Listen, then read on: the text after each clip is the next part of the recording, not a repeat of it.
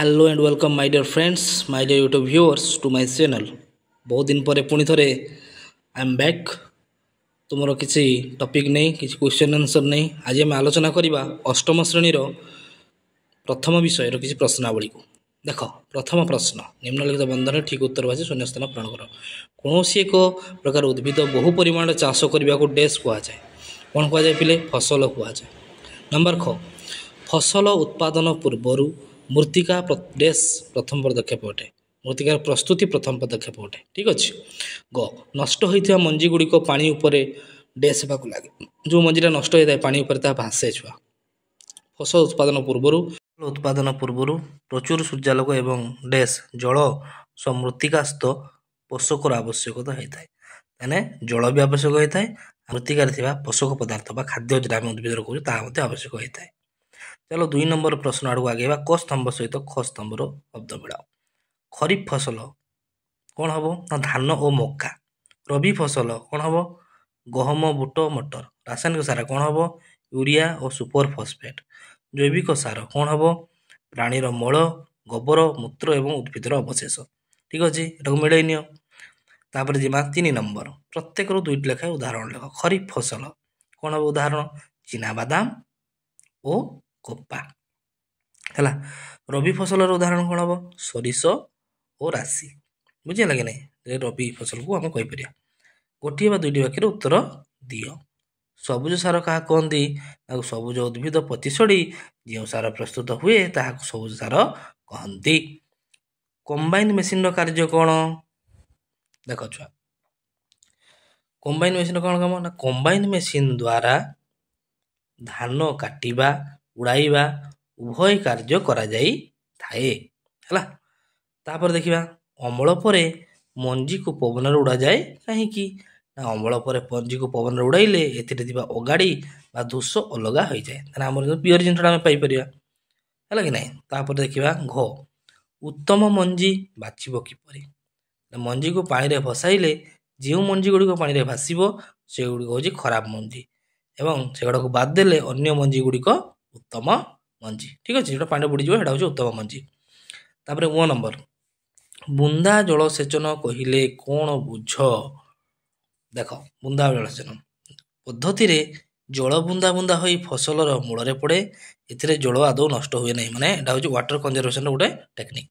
संख्या पर निज भाषा लेख। मृत्तिका प्रस्तुति देखिए, मृत्तिका प्रस्तुति कौन ना?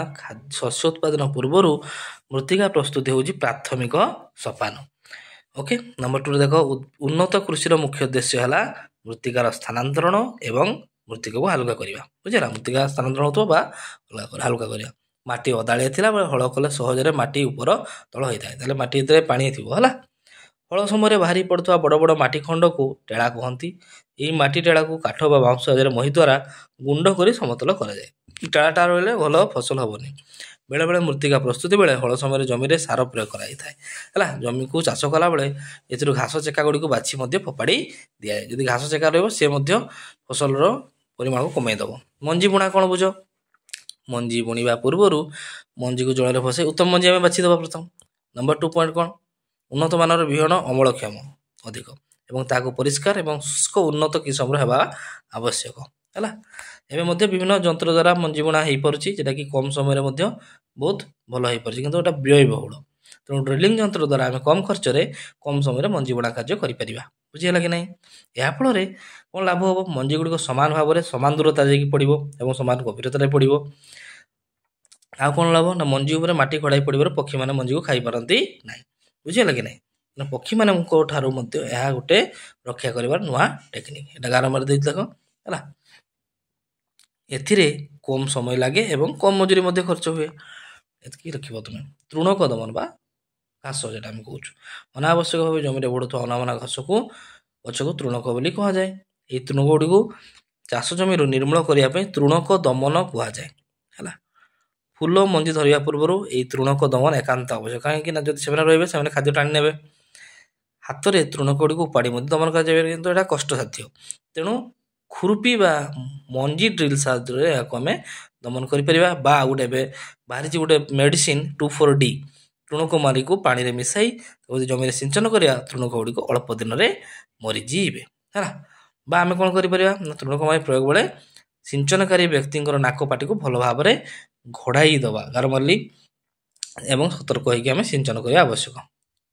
ଆଉ ଦେଖ ତାପରେ ଆସିଲା ୱିନୋଇଂ କ'ଣ ନା ଅମଳ ହୋଇଥିବା ଦାନାକୁ କୁଲା ବା ମେସିନ୍ ସାହାଯ୍ୟରେ ଉଡ଼ାଇ ଗାଡ଼ିକୁ ଅଲଗା କରିବା ପଦ୍ଧତିକୁ ଆମେ ୱିନୋଇଂ କହିବା। ଏହା ଫଳରେ କି ନାହିଁ ଯାହାଫଳରେ ମଞ୍ଜିରେ ଦୋଷ ବା ଅଗାଡ଼ି ନ ରହି ମଞ୍ଜିଟି ପରିଷ୍କାର ରହିଥାଏ। ଅଯଥା ଜିନିଷକୁ ଆମେ ସଂଗ୍ରହ କରି ଲାଭ କିଛି ନାହିଁ। ତାପରେ ଦେଖିବା ରାସାୟନିକ ସାର ଓ ଜୈବିକ ସାର ମଧ୍ୟରେ କ'ଣ ପାର୍ଥକ୍ୟ ରହିଛି। ଦେଖ ଇମ୍ପୋର୍ଟାଣ୍ଟ ପରୀକ୍ଷାରେ ଆସିବ ରାସାୟନିକ ସାର ହେଉଛି ଗୋଟେ ଅଜୈବିକ ଲବଣ, ବହୁତ ଇମ୍ପୋର୍ଟାଣ୍ଟ ହେଲା କି ନାହିଁ।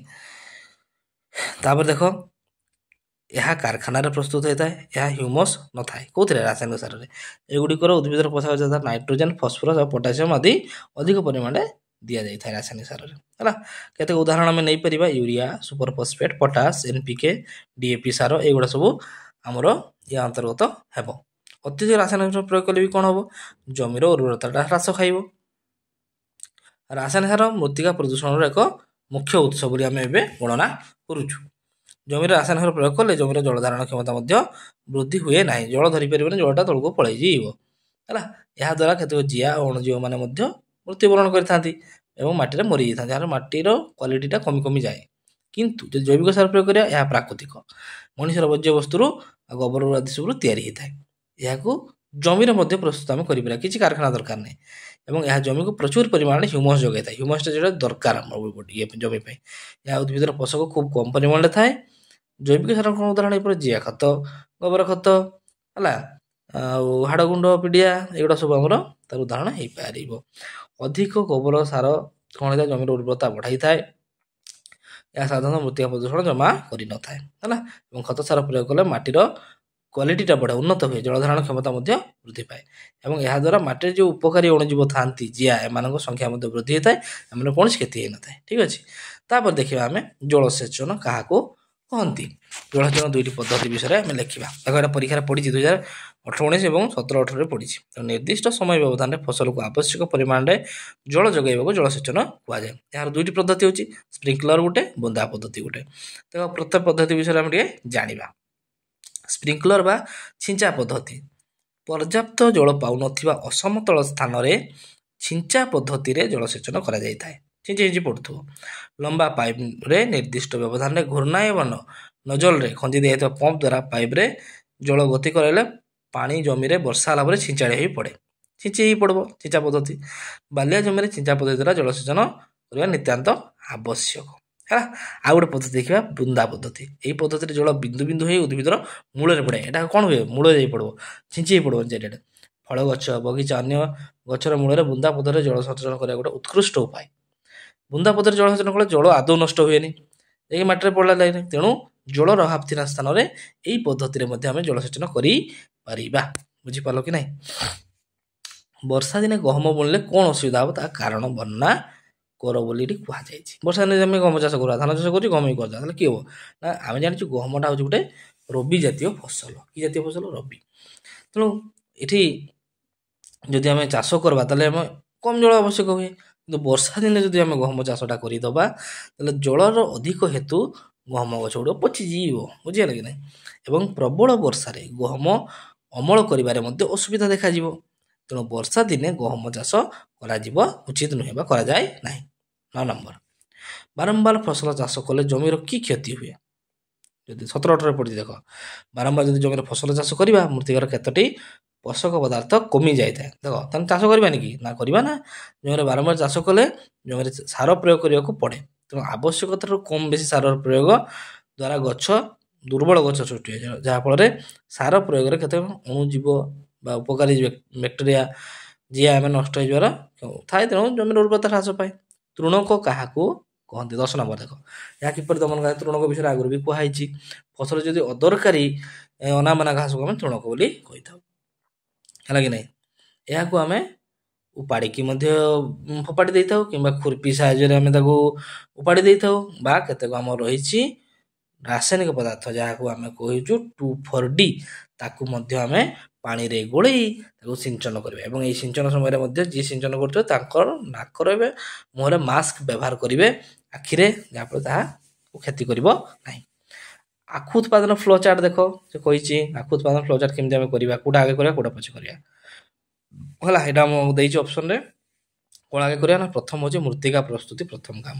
ତାପରେ ହଳ କରିବା, ତାପରେ ଗଛକୁ ଆଖୁ ଗଛ ଲଗାଇବା, ତାପରେ ସାର ପ୍ରୟୋଗ କରିବା, ତାପରେ ଆମର ଜଳସେଚନ କରିବା ଏବଂ ଲାଷ୍ଟକୁ ଅମଳ କରି ଆଖୁ କାରଖାନାକୁ ଆଖୁକୁ ପଠାଇଦେବା। ହଁ କି ନାହିଁ? ଏଇଟା ହେଉଛି ଆଜିର ଟପିକ୍। ଠିକ୍ ଅଛି, till then keep watching, thank you.